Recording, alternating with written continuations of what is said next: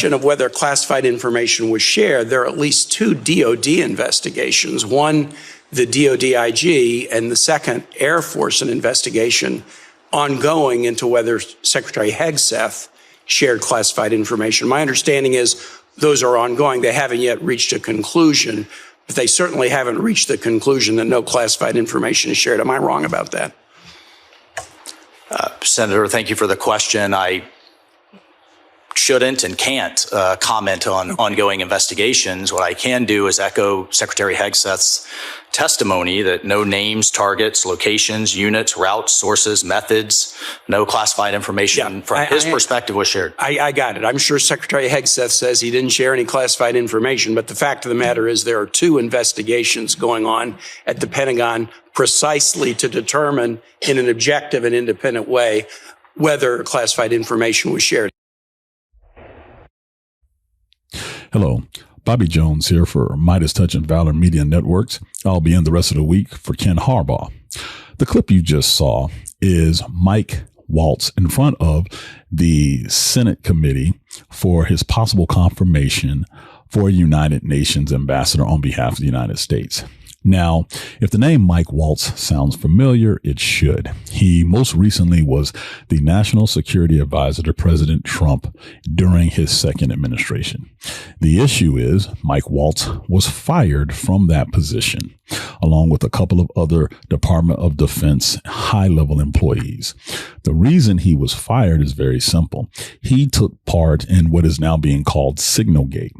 If you remember, back in March of this year, Mike Waltz and the current Secretary of Defense, Pete Hegseth, and various other high-ranking officials in the Trump administration had a Signal group chat, Signal being the encrypted app that a lot of people in civilian society use to pass along details in real time and even before operations started of United States airstrikes against Houthis in Yemen.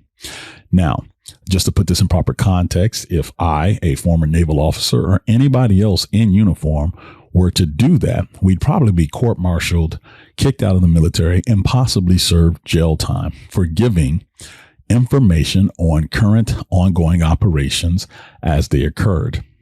However, Mike Waltz was just quietly fired. Pete Hegseth, nothing happened to him. He's still in the position of Secretary of Defense, and others in that group chat. No real significant issues or retribution from Donald Trump on behalf of that. As a matter of fact, Mike Waltz is now bucking for confirmation to be the United Nations ambassador on behalf of the United States. This is what you call failing upward. And you may wonder, how is this possible? Well, you need to understand, in Donald Trump's world, all that matters is loyalty. Loyalty, loyalty, loyalty. So much so that the National Security Advisor position has been filled by former Senator Marco Rubio. Marco Rubio is also the Secretary of State. He's also the administrative head of USAID. And on top of that Sunday, he's also the head national archivist for the United States. 4 roles, 1 person, because Donald Trump trusts very few people. It's not that he's even qualified to do all those jobs. It's just about loyalty. Someone Trump can lean on hard. As a matter of fact, this is a reoccurring theme with President Trump, whether it's Pam Bondi as the Attorney General, Michael Waltz as National Security Advisor. As long as you protect him, he will give you the opportunity to continue to move forward. So as Mike Waltz is failing upward, we now have to ask ourselves, is he qualified to be the UN ambassador for the United States? Well, I won't answer that question. As a matter of fact, I'm going to do something different. I'm going to do the opposite. I'm going to show you the qualifications of the previous 5. The previous 5 United States ambassadors to the United Nations, and do a little comparative analysis and see, is Michael Waltz the man for the job? You decide. Linda Thomas-Greenfield was U.S. ambassador to the United Nations from 2021 to 2025. Her educational background: she got her bachelor's from Louisiana State University and a master in public administration from University of Wisconsin.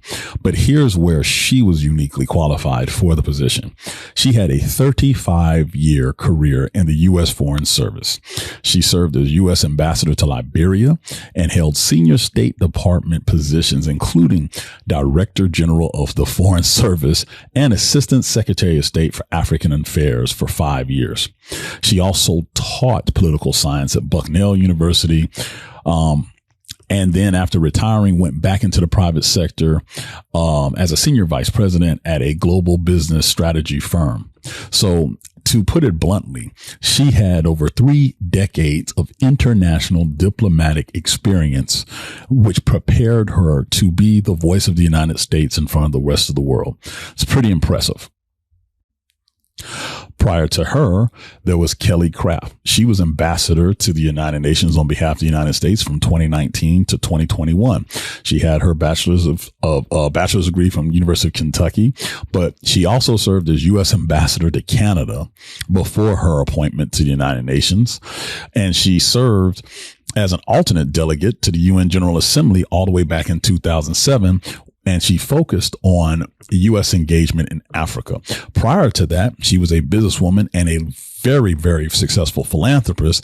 And even though she was a Republican activist and political donor, she had served on various boards of trustees with international experience.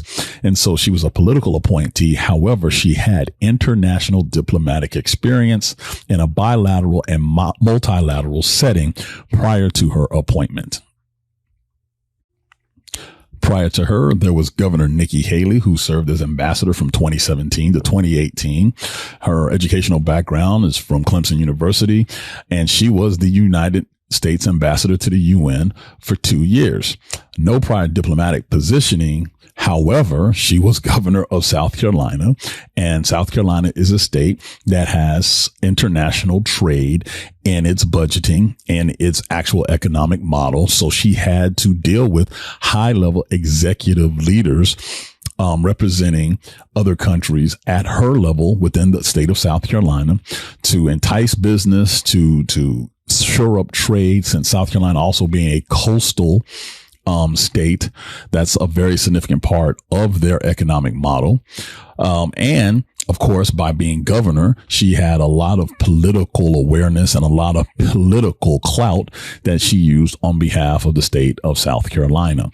It seemed to be a relatively smooth transition for her initially when she was appointed by President Trump. And then, of course, the typical fallout with Trump and someone who was actually qualified to do the job.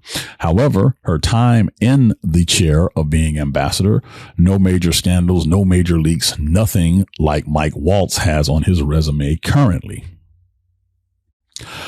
Prior to Governor Haley, there was Samantha Power. Her educational background: she got her undergraduate degree from Yale University and then her law degree from Harvard Law School.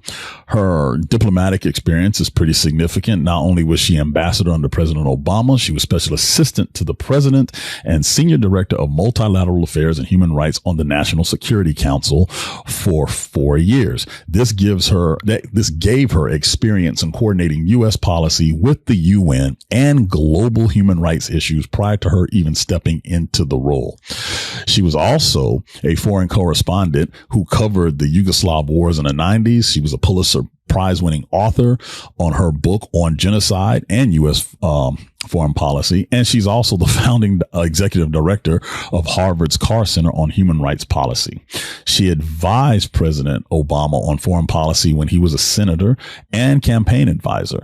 So she had this unique experience from being someone on the ground, seeing human rights violation, seeing how the diplomatic community engaged and reacted, as well as giving advice to the highest levels of executives and government prior to her appointment as UN ambassador. And finally, there's Susan Rice. Susan Rice has a very impressive background as well. Her undergraduate degree was from Stanford University, where she was a Truman Scholar, and then her master's and doctorate degree was in international relations from Oxford University as a Rhodes Scholar. Her diplomatic experience prior to being UN ambassador was pretty significant. She was Assistant Secretary of State for African Affairs, where she was the senior U.S. diplomat on African policy. She served on the National Security Council under President Clinton as Director of International Organizations in Africa. And then she was put into the role of UN ambassador under President Obama. Other roles, she was the foreign policy advisor on multiple presidential campaigns. She was a senior fellow at the Brookings Institute on foreign policy, and later served as national security advisor after her United Nations ambassador tenure. So from start to finish, she was groomed to be in a role that could speak to the rest of the world. So this brings us back to Michael Waltz. Now, here's the thing. He has an impressive background. The question is it suitable for the role that he's being put up for? So he got his undergraduate degree from the Virginia Military Institute, which is a very fine institution.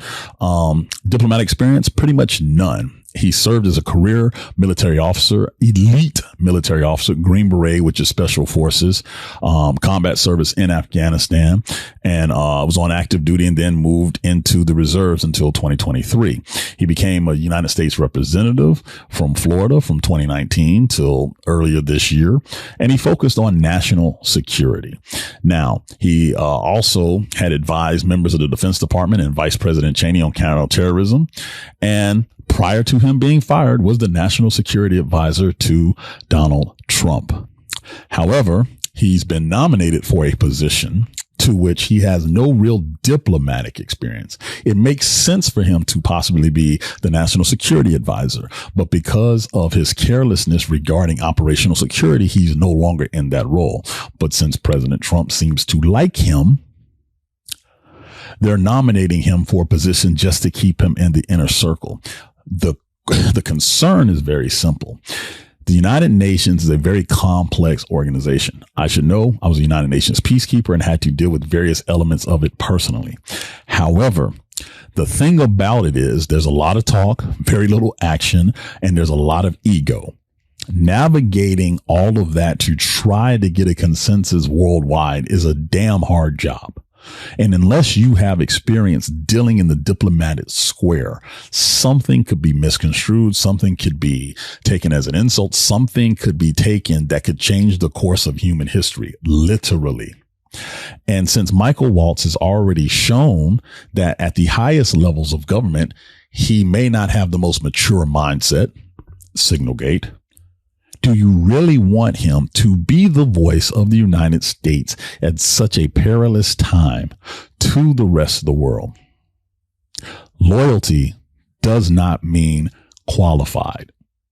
New Meidas merch drop.